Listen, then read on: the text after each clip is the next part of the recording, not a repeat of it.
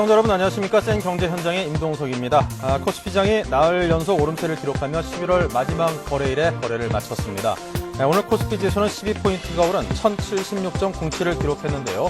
외국인과 기관의 동반 쌍끌이 매수세가 아주 큰 힘을 발휘를 했습니다. 자, 오늘 센 경제 현장에서는 워크아웃 신청을 한 CN그룹 계열사 소식을 알아보고요. 그리고 현재 태국의 비상사태 상황도 자세히 알아보겠습니다. 자, 우리 평소 이 증시에 대한 명쾌한 해설로 무척이나 인기를 끌고 계시는 분입니다. 대우증권의 홍성국 리서치 센터장을 모시고 자세한 증시 분석과 함께 분석과 전망 함께 여쭤보도록 하겠습니다. 자, 먼저 미국발 금융위기에서 촉발된 글로벌 경기 침체가 시간이 지날수록 더욱 심화되는 그런 모습을 보이고 있습니다. 자, 얼마 전 영국 런던과 또 프랑스 파리를 직접 다녀온 서울경제신문 송영규 기자를 직접 스튜디오에 모시고 이야기를 나눠보겠습니다. 안녕하십니까? 네, 안녕하십니까? 네. 자, 지금 전 세계가 경기 침체 때문에 상당히 큰 어려움을 겪고 있습니다. 유럽도 역시 마찬가지일 것 같은데요. 현지에서 직접 보니까 어떻던가요? 예, 얼마 전에 제가 영국 런던과 버크셔 등 주변 도시들을 좀 다녀왔습니다. 겉으로 볼 때는 상당히 평온한 모습을 보이고 있었습니다. 네. 출국인 사람들을 봐도 상당히 평온해 보였고 또 네온 사인도 상당히 휘황찬란했었습니다. 하지만 좀 안으로 들어보다 보니까 분위기가 상당히 많이 달랐습니다. 특히 쇼핑 상가나 네. 음식점 같은 데서는 사람을 찾아보기가 상당히 힘들었습니다. 제가 찾아갔던 곳은 런던 중심가 중에 한 곳인 나이트 브리지 거리였었는데요. 제가 찾아간 곳 중에서 그곳만큼 고급 브랜드들이 많은 곳은 별로 없었던 것 같습니다. 네.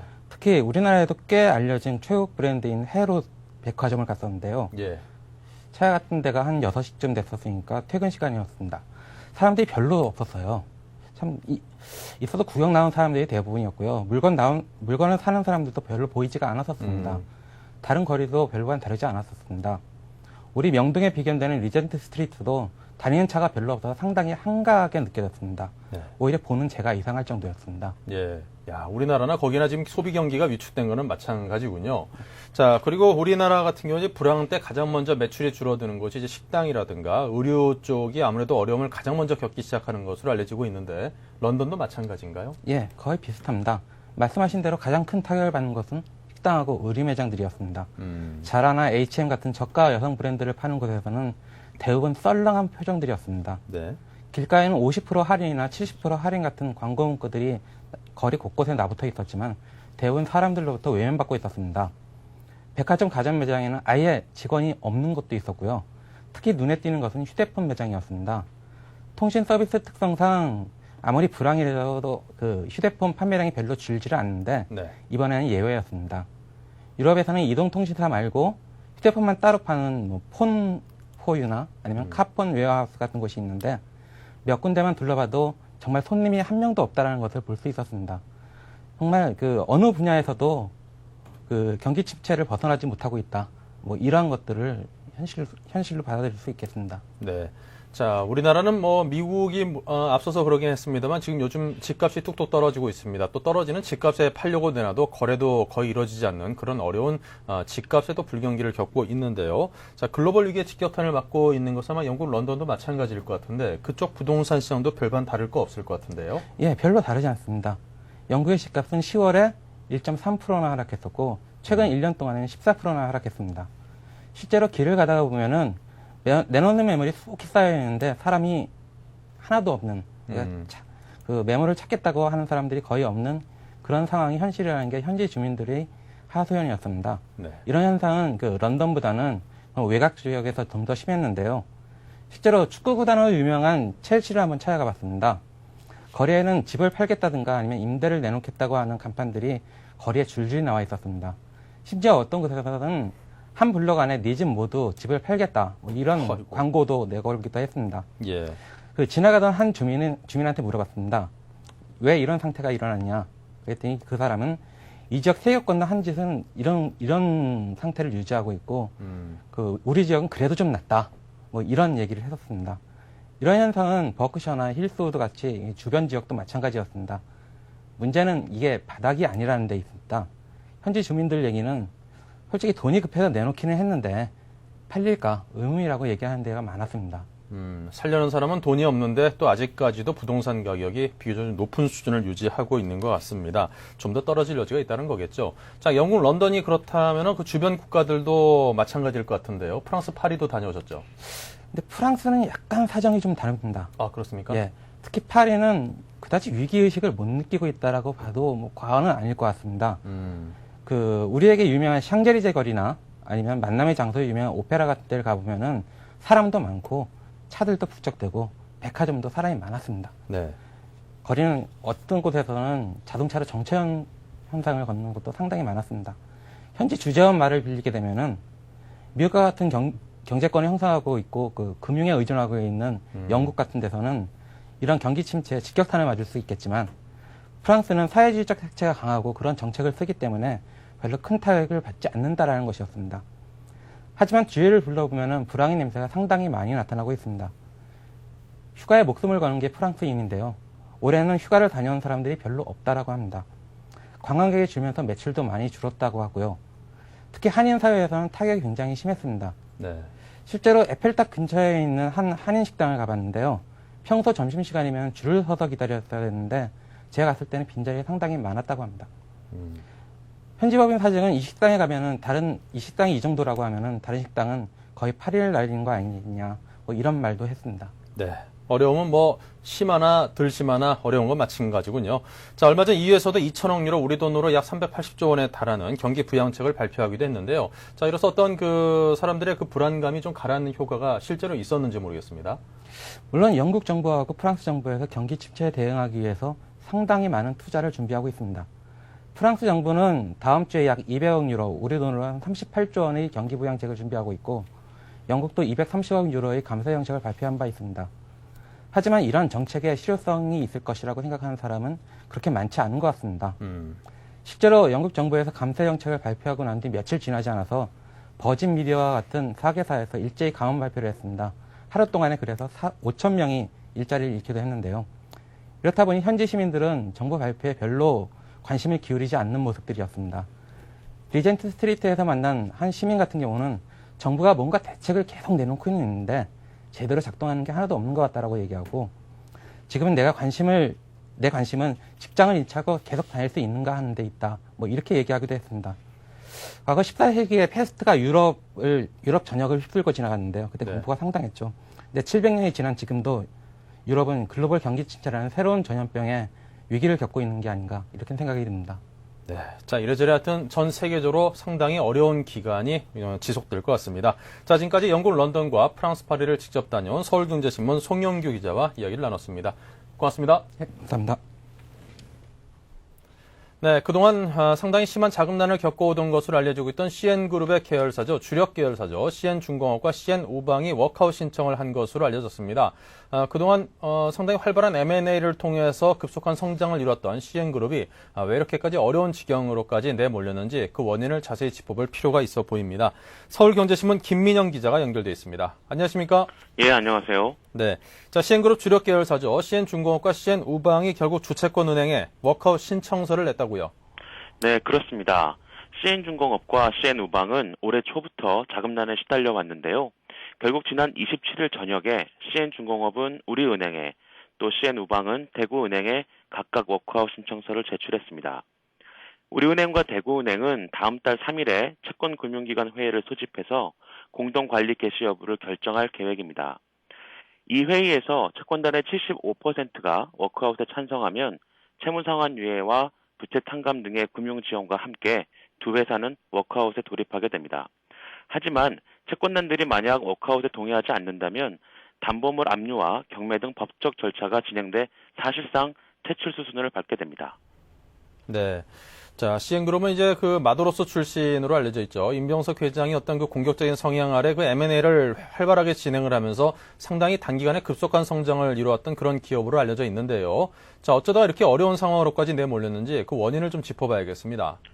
네, 그렇습니다. 사실 CN그룹은 최근 몇 년 동안 여기저기서 돈을 빌려서 공격적으로 인수합병을 해왔는데요.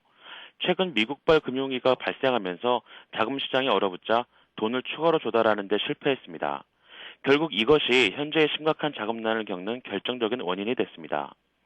CN중공업은 원래 올해 초 금융권으로부터 1,700억 원의 시설 자금을 조달하기로 했는데요.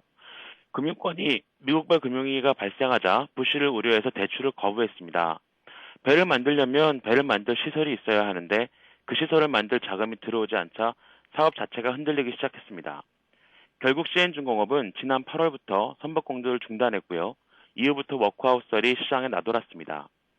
CN그룹은 그룹 차원에서 CN중공업의 자금난을 해소하기 위해서 진도 FN이나 CN우방 혹은 CN라인 등에 대한 매각을 추진했는데요. 이마저도 경기 침체 때문에 사려는 곳이 나타나지 않아 결국 워크아웃 신청에까지 이르게 됐습니다.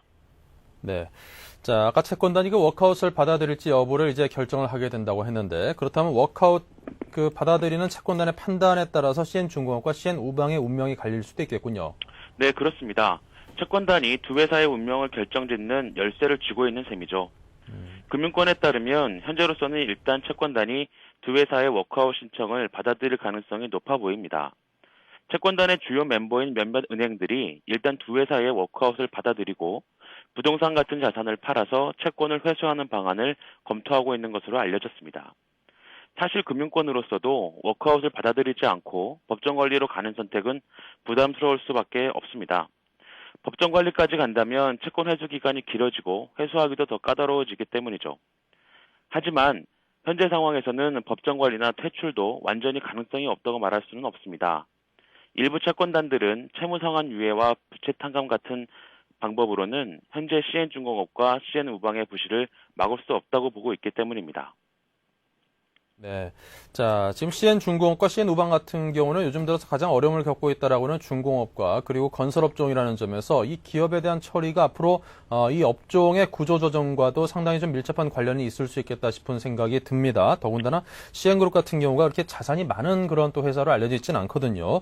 자, 관련 업종의 구조조정과 관련해서 설명을 좀 부탁드립니다. 네, 이번 워크아웃 신청으로 인해서 그 중소조선 및 건설업계에 대한 구조조정이 본격화할 것이라는 게 관련 전문가들의 공통된 분석입니다. CN중공업과 CN우방은 대표적인 중소조선 및 건설업체인데요. 최근 정부와 금융권이 신속한 구조조정을 위해 추진하고 있는 대주단과 패스트트랙이 적용되고 있는 대표적인 업종입니다.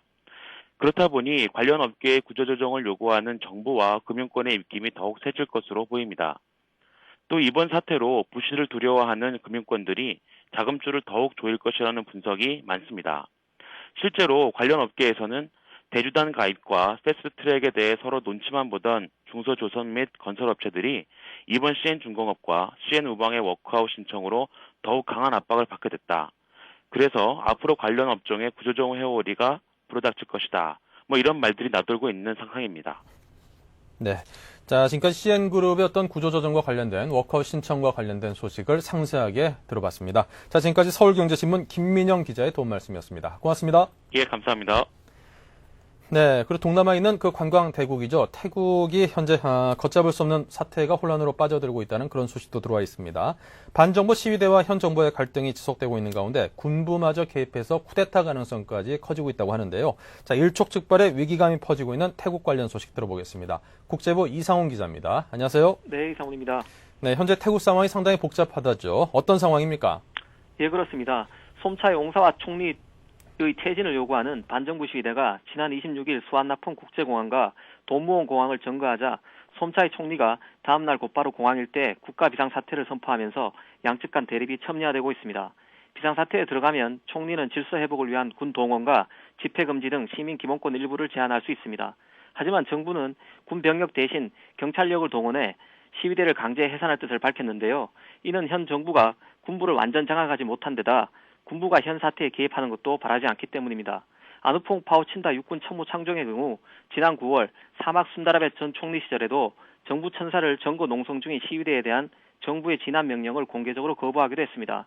특히 아누퐁 총장은 현 정부의 의회 해산과 조기 총선을 촉구했지만 솜차이 총리가 거부하면서 쿠데타가 임박했다는 관측이 나오는 상황입니다. 이 때문에 솜차이 총리도 유혈 사태와 쿠데타 가능성을 우려하면서 경찰력 투입을 미루고 있습니다.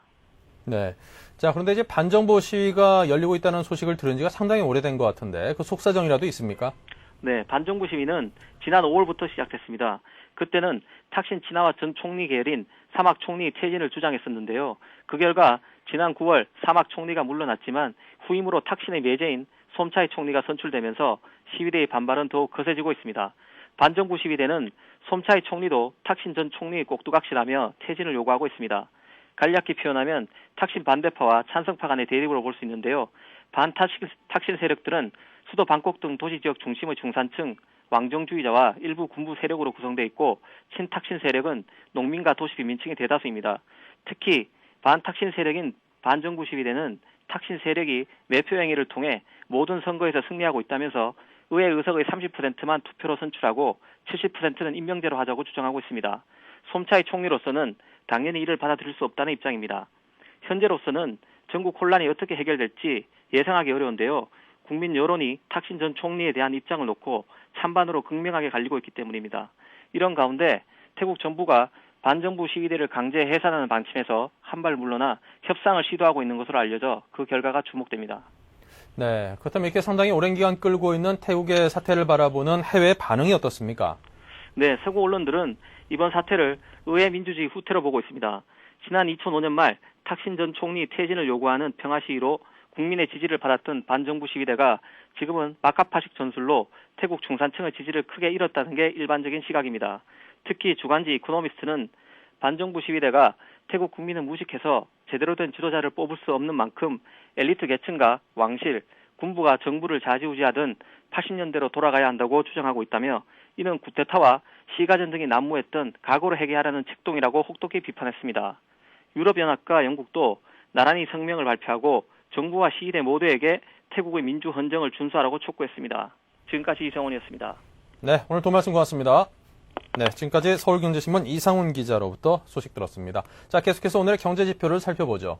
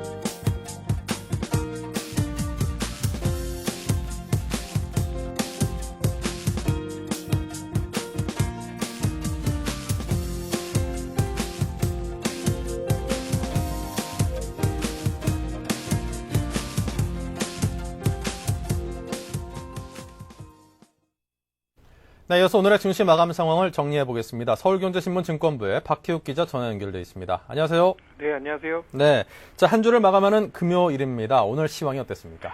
네, 코스피 지수가 나흘 연속 상승했습니다. 네. 28일 코스피 지수는 전날보다 12.59포인트 오른 1076.07포인트에 장을 마쳤습니다. 뉴욕 증시가 추수 감사절로 휴장한 가운데 외국인과 기관이 쌍끌이 매수에 나서면서 지수 상승을 견인했는데요. 여기에 프로그램 매수에 원달러 환율 하락도 호재로 작용했습니다. 이날 외국인은 2,714억 원, 기관은 2,009억 원 순매수했습니다. 특히 외국인은 사흘, 기관은 나흘 연속 순매수하며 각각 5,845억 원, 8,086억 원 누적 순매수를 기록했습니다. 반면 개인은 나흘 연속 순매도하며 차익 실현에 나섰고 프로그램 매매는 차익 비차익 모두 매수 우위로 3,946억 원 순매수를 기록했습니다. 네. 자, 그리고 외국인이 상당히 그동안 굉장히 많이 팔아치웠는데 사흘 연속 순매수를 이어가고 있습니다. 네, 외국인 매수세가 확대되고 있는데요. 이날까지 해서 외국인은 4일 연속 순매수를 기록했는데 이는 지난 10월 말 이후 처음으로 나타난 것입니다. 이 기간 동안 외국인 사들인 물량은 5,845억 원이나 되는데요. 그만큼 지수 상승에 큰 역할을 하고 있습니다. 전문가들 사이에서는 단기적으로 순매수 기조가 이어질 것이라는 전망과 곧 매도세로 다시 전환할 것이라는 분석이 맞서고 있는 상황인데요. 순매수 지속을 예상하는 쪽은 외국인 매도 물량의 상당 부분을 차지했던 헤지펀드의 순매도 공세가 정점을 지난 데다 글로벌 금융위기가 미약하게나마 안정조짐을 나타내고 있다는 점을 근거로 제시하고 있습니다. 이에 반해 외국계 장기펀드가 지속적으로 주식 비중을 줄이고 있다는 점을 들어 외국인 투자자의 순매도 공세가 앞으로도 이어질 것이라는 분석도 나오고 있는데요. 한 전문가는 최근 들어 영국과 미국 등 중장기적 투자 성격을 갖고 있는 외국계 펀드들이 계속해서 주식 비중을 축소하고 있어 외국인 매도세는 당분간 개선되기 힘들 것이라고 전망하고 있습니다. 네. 자, 그리고 많은 투자자분들께서 아마 펀드 얘기만 들어도 이게 몸서리 치시는 분들이 많을 텐데 요즘 또 그래도 중국 펀드하고 금펀드가 수익률이 좋아지고 있다고 하던데요. 네, 글로벌 금융위기로 펀드판에서 자취를 감췄던 해외 펀드 중 일부가 부활의 날개짓을 펴고 있습니다. 올해 최악의 수익률로 입에 올리는 것조차 금기시된 중국 펀드와 최근 달러화 강세로 수익률이 급전 직하했던 금펀드가 그 주인공인데요. 물론 아직까지는 단기 상승에 불과하고 최근 1년을 보면 여전히 반토막은 피할 수 없는 현실이지만 서서히 바닥을 다지고 기지개를 켜는 게 아니냐는 조심스러운 의견도 나오고 있습니다. 펀드 평가사 제로인에 따르면 최근 중국 펀드의 1개월 유형평균 수익률은 6.55%로 기초소득 섹터에 이어 두 번째로 높았고 해외 주식형 전체와 비교해 봐도 3%포인트 이상 좋은 성적을 거두고 있습니다. 중국 증시의 단기 반등에 따른 결과인데요. 수익률로만 보면 최근 1개월 최고의 펀드는 바로 금펀드입니다. 최근 뉴욕 상업거래소에서 금값이 온스당 741달러에서 808달러까지 올랐고 향후 달러화가 약세로 돌아설 것이란 가능성이 대두되면서 금광업체들의 주가가 덩달아 상승세를 보이고 있다는 것이 큰 요인입니다. 전문가들은 그러나 최근 한 달간 중국과 금펀드의 반등세가 무섭지만 현재로선 이들 상품에 집중 투자를 한다거나 반등을 이용한 환매는 적절치 않다고 판단하고 있습니다. 네. 금값이 지금 어느 정도 좀 움직이는 걸 보니까 700선 초반에까지 다다르면 다시 반등하고 또 반등하고 그런 모습을 보여주는 걸 보면은 금 쪽에 대한 투자에 대해서도 아마 저가에 대한 투자를 고려해 보는 분들도 꽤나 많이 있어 보이더라고요. 자, 지금까지 박혜욱 기자로부터 설명을 들었습니다. 오늘 또 말씀 고맙습니다. 네, 수고하십시오. 네.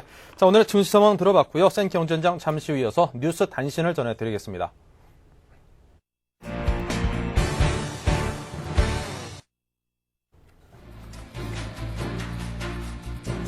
오늘의 주요 뉴스입니다. 우리나라가 8년여 만에 순채무국으로 전환됐습니다. 9월 말 순대외 채권은 마이너스 251억 달러로 6월 말보다 268억 달러가 줄었습니다. 단기외채 비중은 45%로 올라갔습니다. 지난달 소비재 판매가 5년 2개월 만에 가장 큰 폭으로 줄었습니다. 소비재 판매는 지난해 동기 대비 3.7%, 전월 대비 1.7%가 감소해 경기 침체가 본격화되고 있는 것으로 나타났습니다. 정부가 내년에 16만 개의 일자리를 만들기로 했습니다. 미래 첨단 산업과 에너지 산업 분야의 일자리가 늘어나고 여성 고용도 촉진될 전망입니다. 미국산 쇠고기 판매가 재개된 어제 하루 동안 국내 대형마트에서 판매된 물량이 모두 50.1톤으로 집계됐습니다. 업계 예상치인 37.3톤에 비해 33%나 많은 수치입니다. 네, 잠시 후 증시 전략센터를 이어가겠습니다. 중국, 홍콩, 일본, 인도, 싱가포르, 한국 등 아시아 주요 국가의 증권 및 금융시장이 하루 동안 어떻게 움직였는지 궁금하십니까? 아시아 비즈니스 투나잇에서 확인하십시오. Welcome to Asia Business Tonight. I'm Susan Lee. I'm Susan Lee in Hong Kong. 블룸버그 TV 홍콩 지사에서 진행자 수잔 리가 미국발 금융위기로 흔들리고 있는 아시아 태평양 지역 주요 국가에서 발생한 하루 동안의 주식 및 금융시장 소식을 30분간 생생하게 전달합니다. 아시아 비즈니스 투나잇의 첫 자막 방송 시간은 매주 월요일부터 금요일 밤 11시입니다. 유럽까지 번진 세계 경제 위기 상황까지 세계 경제 전체를 30분 내 한꺼번에 브리핑 받을 수 있는 아시아 비즈니스 투나잇. 서울경제TV에서만 자막 방송으로 보실 수 있습니다.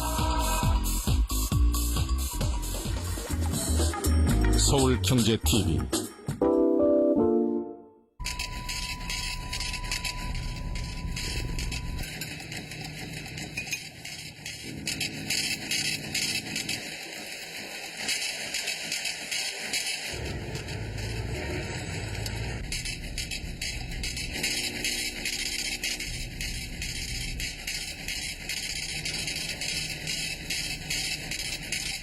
에너지는 당신의 현금입니다. 공익광고협의회. 지금까지 국내 경제 뉴스 줬는데 급급해 국제 흐름에는 밟지 못하셨다고요? 이제 걱정하지 마십시오. 세계적인 금융 및 비즈니스 정보 채널인 블룸버그 TV를 국내에 독점 방영하는 서울경제TV가 있으니까요. 국내는 물론 고급 해외 경제 정보까지 더한 서울경제TV. Bloomberg Television.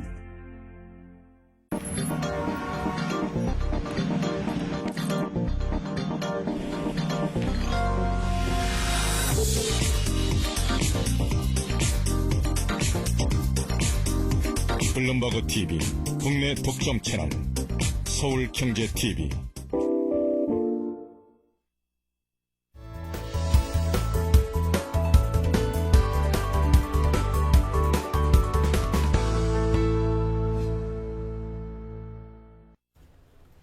네, 증시전략센터입니다. 메리츠증권 잠실점의 노승일 과장 모셨습니다. 안녕하세요. 네, 안녕하십니까. 네.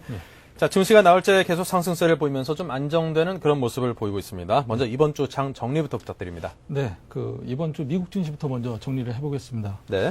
버락 오바마 미국 대통령 당선인이 뉴욕 연방은행 총재 티모시 가이스너를 차기 재무장관으로 임명할 것이라는 소식으로 저가 매수세가 유입이 됐습니다. 미국 정부 시티그룹이 구제 결정 소식에 JP모건 체이스, 뱅크 오브 아메리카, 골드만삭스 등이 상승을 했고 FRB가 모기지와 소비자 대출 시장을 지원하기 위해서 8천억 달러를 투입하겠다고 밝힌 점도 미국 증시 경제지표 악화에도 불구하고 저가 매수세를 다시 한번 유발시키지 않았나 생각합니다. 따라서 미국 증시는 지지대 하단인 7,210포인트보다 높은 7,450포인트를 저점으로 지지대 상단 8,330포인트를 돌파해 일봉상 20일 이동평균선을 돌파하며 8,762포인트를 기록을 했습니다. 이번 주 국내 증시, 미국 증시의 영향을 받아 안정적인 흐름을 보여줬습니다. 미국 증시 급등에도 경기 침체, 우려감과 남북관계 경색 위기가 되며 국내 주식시장은 조심스러운 반등을 보여줬는데요. 한때 급등을 보여주며 사이드카까지 발동되는 모습도 보였습니다. 아시아 증시 상승 속에 외국인과 기관, 동반 매수세를 보이자 지수는 시간이 지날수록 상승폭을 확대하는 모습을 보여줬습니다. 중국의 금리 인하, 유럽연합의 경기 부양책, 기대감에 국내 코스피 증시는 지지대 상단인 1,050포인트를 강하게 돌파를 하며 20일 이동평균선을 1,075포인트를 돌파하는 모습 또한 볼 수 있었습니다. 경상수지 흑자와 환율의 안정 등으로 투자 심리가 개선이 되며 외국인은 대형 IT주를 중심으로 한 삼성전자, LG전자, LG디스플레이, 또한 중국 관련주인 포스코, 현대중공업, 삼성중공업, 경기방어주인 한국전력, SK텔레콤을 매수하는 모습을 볼 수 있고요. 기관은 정부의 은행 지원 방안을 바탕으로 한 은행주를 중심으로 KB금융지주, 우리금융지주, 신한지주, 외환은행, 미래에셋증권, 우리투자증권을 매수하는 모습을 보였습니다. 네. 자, 이렇게 자세한 정리를 해주셨습니다. 자, 그렇다면 이번 주에 특징적으로 움직인 그 특징주는 어떤 것들이 눈에 띄던가요? 네. 이번 주 한 주간 특징 종목으로는 조선주, 대운하 관련주, 미국산 쇠고기 관련주, 여주 엑스포 관련주, 건설주, 은행주, 그 다음에 중국 관련주, 2차 관련주가 있는데요. 2차 전지 관련주. 2차 전지 관련주가 있는데요. 네. 여기에서 조선주 최근 낙폭과대 배당 투자 매력 탄탄하다. 현금 보유력 안정적인 실적 또한 부각되면서 현대중공업, 삼성중공업, 대우조선해양 등이 상승을 했습니다. 대운하 관련주로는 정부의 대운하 재추진설에 대한 기대감으로 특수건설, 이화공영들이 상승을 했고요. 미국산 쇠고기 관련주로는 수입 요구 업체가 미국산 수입 쇠고기 대형마트 판매 소식에 한일사료, 한미창투, 이네트 등이 상승을 했습니다.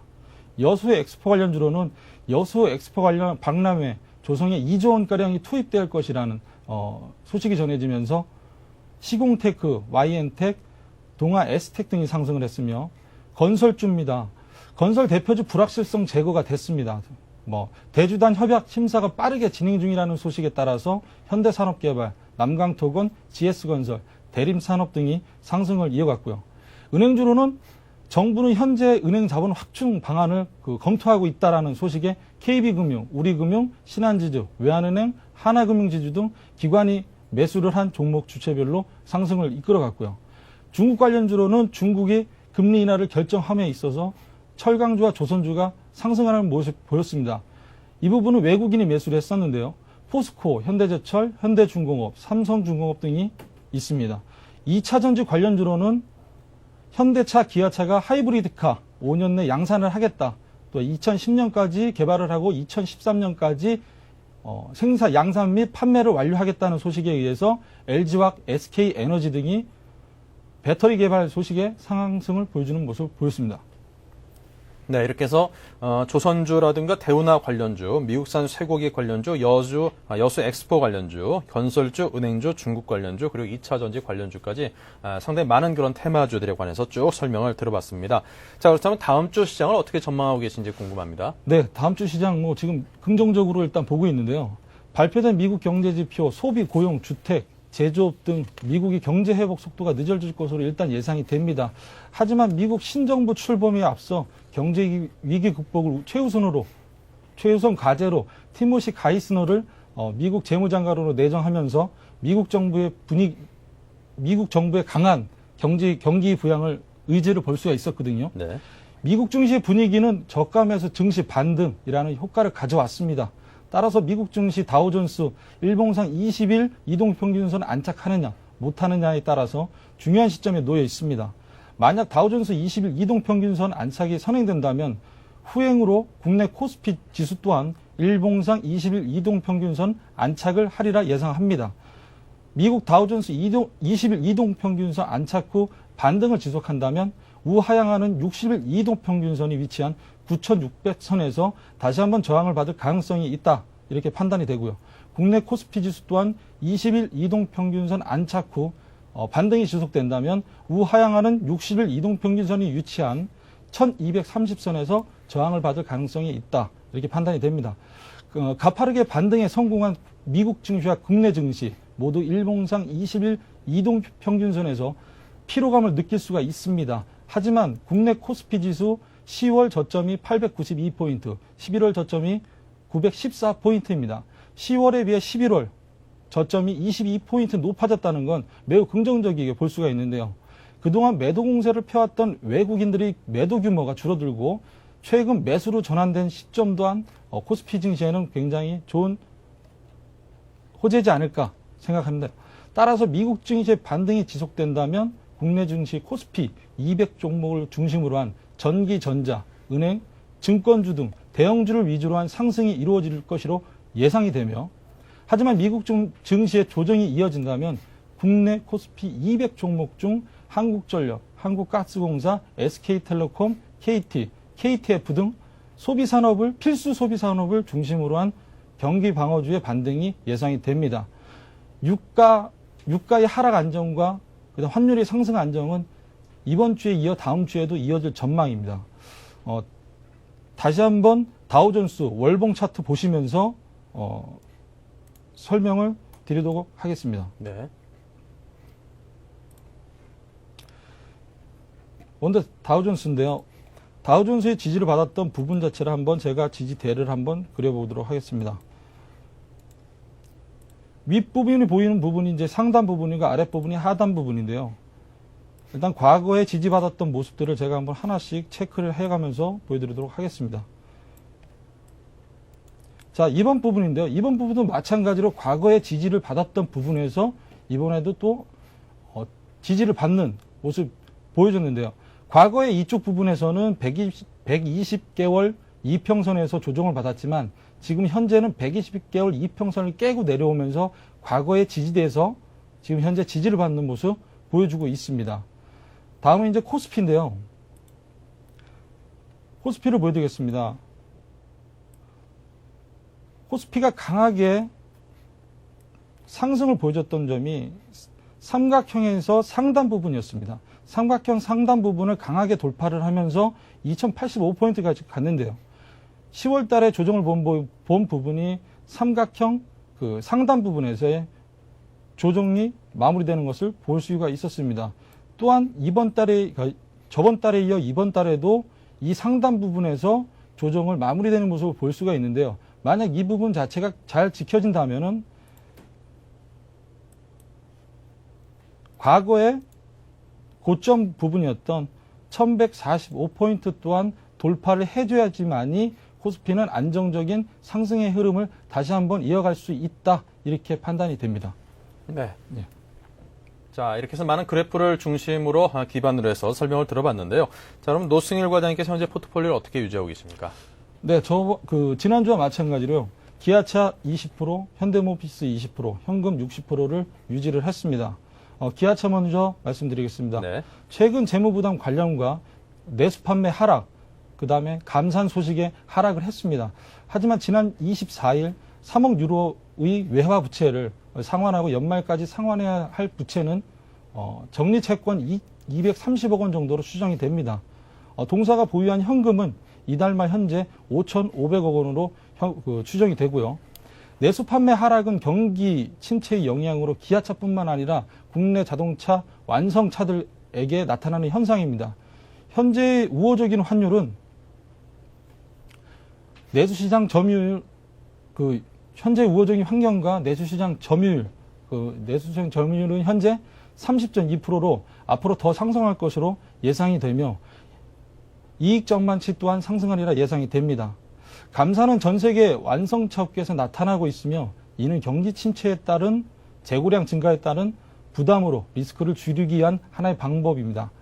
지식경제부와 전자부품연구원 또한 한국전지연구조합 등과 함께 국산 플러그인 자동차 개발에 현대차와 기아차가 함께합니다. 플러그인 자동차는 집에서 충전한 배터리 전기력으로 16km에서 약 한 32km까지 운행을 할 수 있으며 이 거리를 초과한다면은 하이브리드카로 전환이 되어 작동이 되기 때문에 경제적으로 탁월한 자동차입니다. 현재 현대차와 기아차는 2010년까지 개발, 2013년까지 양산 및 판매를 목표로 하고 있습니다.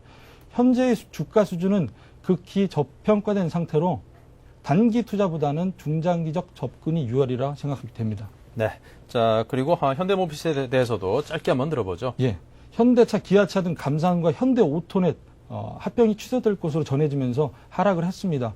현대모비스의 주식 매수 청구권 가격이 83,019원인데요. 현재 가격은 62,000원입니다. 괴리율이 많이 벌어져 있는데요.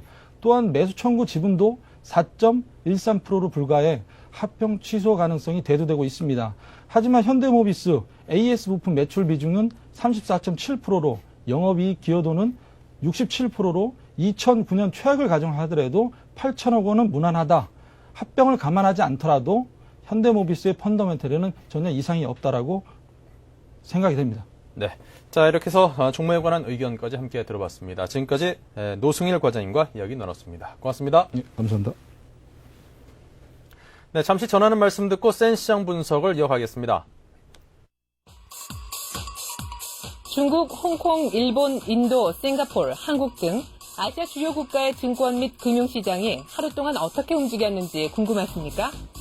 아시아 비즈니스 투나잇에서 확인하십시오. Welcome to Asia Business Tonight. I'm Susan Lee. I'm Susan Lee in Hong Kong.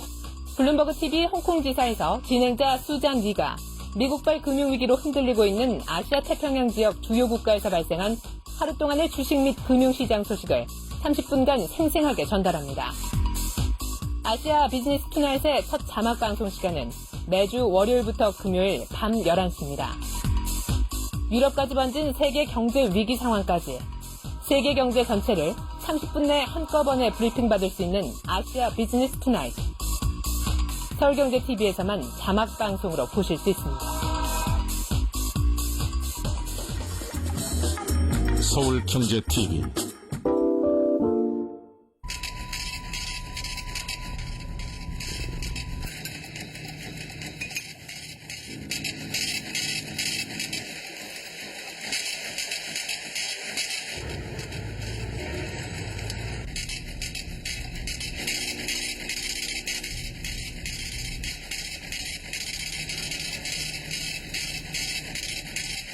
에너지는 당신의 현금입니다. 공익광고협의회. 지금까지 국내 경제 뉴스 줬는데 급급해 국제 흐름에는 밟지 못하셨다고요? 이제 걱정하지 마십시오. 세계적인 금융 및 비즈니스 정보 채널인 블룸버그 TV를 국내에 독점 방영하는 서울경제TV가 있으니까요. 국내는 물론 고급 해외 경제 정보까지 더한 서울경제TV. Bloomberg Television.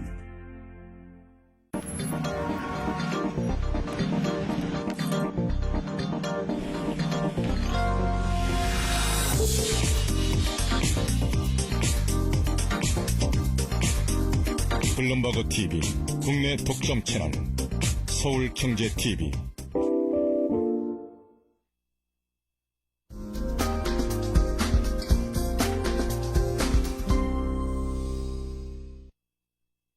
네, 전문가와 함께 시장 상황을 종합적으로 분석해보는 생시장 분석 시간입니다. 오늘은 대우증권의 홍성국 리서치센터장을 직접 모셨습니다. 안녕하십니까? 안녕하세요. 네. 요즘 들어서 주식시장이 조금 안정을 보이고 있긴 합니다. 우선 큰 그림으로 놓고 볼 때, 지금 글로벌 위기가 그래도 상당 기간 지속이 되었다고 보는데요. 이 지금 상황이 어느 정도 위치에 와 있는지가 좀 궁금합니다. 절반은 지난 건지, 아니면 거의 다 끝난 건지, 아니면 아직도 멀었는지 궁금한데요. 사회자께서 지금 글로벌 위기라고 말씀을 하셨는데요. 네. 이 위기라는 것은 한 국가의 위기도 아니고 지구 전체의 위기입니다. 그런데 발생 시점이 국가마다 차이가 많이 발생합니다. 하다가 11월 되면서부터는 전 세계가 동반해서 이렇게 나빠지는 부분들인데요.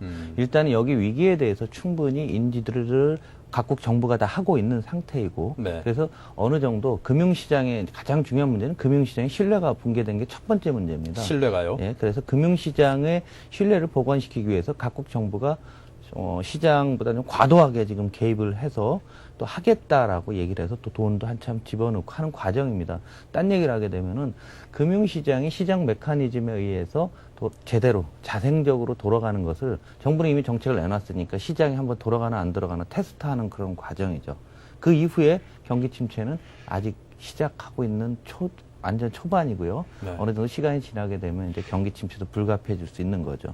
그래서 이 두 가지가 지금 주식시장에서는 금융 문제, 그리고 경기 침체 문제가 동시에 나타나고 있는 그런 과정인데, 당분간 세계 전체로 놓고 보면 대책은 나올 만큼 상당히 나와 있습니다. 그래서 시장이 어느 정도 자생력을 확보해 가느냐, 이런 것을 테스트하는 기간으로 아마 내년도 1분기까지는 아마 진행될 것으로 보고 있습니다. 네, 지금 위기 상태가 아직까지 시작 상태다. 아직 본 게임은 시작도 안 했군요, 그러면은. 그렇죠. 조금 무섭습니다. 예. 자, 그렇다면 이제 많은 투자자분들이 이제 뭐 직간접적으로 주식시장이든 뭐 주택시장이든 여기저기 자기 돈을 이제 담그고 있는데, 그렇다면 경제 상황에 대해서 상당히 주의 깊게 살펴봐야 될 것 같습니다. 주로 어떤 점들을 눈여겨봐야 될까요? 네, 일단은 그 기업이라든가 종목이라든가 차트라든가 이런 건 좀 무시를 하셨으면 좋겠고요. 지금은 기존의 의식에서 빨리 벗어나는 게 상당히 좋을 것 같습니다. 가장 중요한 부분들은 우리나라 정부도 이제 이 금융시장을 살리고 실물 경제를 부양하기 위해서 우리나라 정부도 좀 많은 대책들을 발표한 것도 있고 또 준비 중에 있는 것도 있습니다. 그렇지만 핵심은 뭐냐면은 일단 금융시장은 어느 정도 시간이 지나게 되면 조금씩 회복이 될 거예요. 그러면 11월 말 12월로 넘어오게 되면서 이제 구조조정이 기업으로 넘어가게 됩니다. 그러니까 지금 중소형 주선사 문제가 커진다든가 아니면 중소기업 문제, 그리고 어제 이제 CN그룹이 워크아웃까지 이런 일들이 굉장히 많이 발생될 것입니다. 이제 이러한 위기들이 나타났을 때 시장이 얼마만큼 내성을 갖고 가져가는가. 그래서 매크로 관점에서 이걸 좀 보셔야 될 것 같고요. 그리고 이제 실질적으로 소비 문제들이 지금은 별로 안 줄습니다. 외환위기 때는 일순간에 줄었는데 이거는 갑자기 나타났기 때문에 그렇고, 지금은 가게나 기업들이 좀 어느 정도 여력이 있습니다. 그래서 구조조정도 주식 투자가 입장에서 좀 빨리빨리 했으면 좋겠지만은 다 나름대로 어느 정도 비축해 놓은 에너지는 있거든요. 네. 이게 소모된 기간들이 좀 시간이 걸리니까 빨리는 안 나타난다라고 봅니다.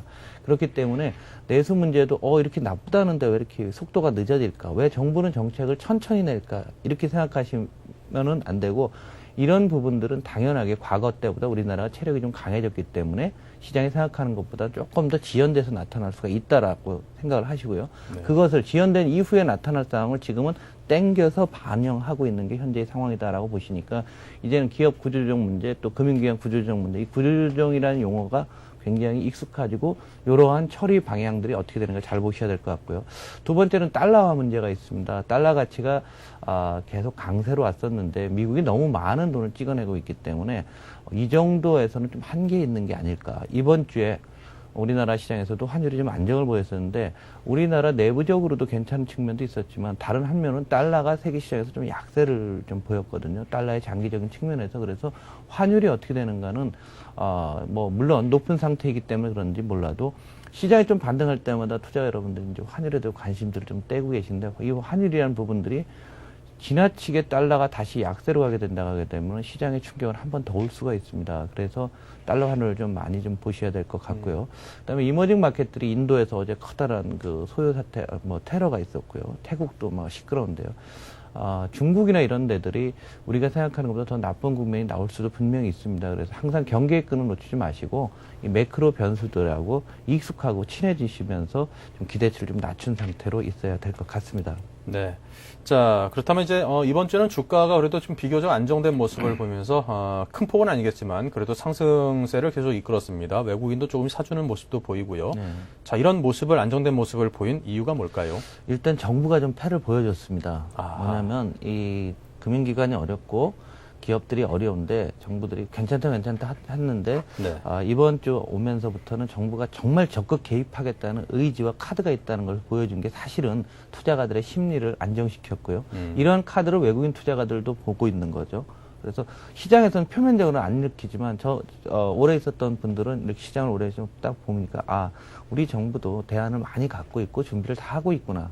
이런 안심, 그리고 외국인 투자가 들어오는 거는 역시 상대적으로 환율이라든가 원자재 가격들이 너무 떨어져도 안 좋습니다. 이제 하락이 조금 멈춘다는 부분들이 심리적인 안정을 줬죠. 자, 그렇다면 이제 가장 중요한 듣고 싶은 그런 질문일 것 같습니다. 향후 주가 전망을 어떻게 보시는지요? 지금까지 발생한 상황, 우리가 예상 가능한 상황들은 주가에 충분히 반영됐다고 판단됩니다. 네. 그래서 일반적인 시장의 컨센서스는 900에서 당분간은 한 1200, 300 정도 어떤 박스권 정도로 판단을 하고 있고 지금은 박스권의 어떤 중간 단계에서 어중간한 이런 과정 속에 있다라고 보는데요. 큰 그림에서는 틀리지 않다라고 봅니다. 그런데 문제는 이번 글로벌 위기는 지금까지 발생한 사실도 중요하지만 앞으로 발생할 사실들이 더 있습니다. 그래서 장기 주가 전망은 가급적 좀 자제를 하신 상태에서 900에서 한 1200 정도의 박스권을 놓고 보시면서 밑으로 오시면 좀 사시고 아니면 또 많이 올라가면은 오히려 좀 줄이면서 시간을 벌어가는 이런 과정으로 이해를 하셔야 될 것 같습니다. 네, 900에서 1200 정도의 박스권 그리고 당분간은 좀 시간과의 싸움이 좀 필요하다는 말씀으로 이해가 되네요.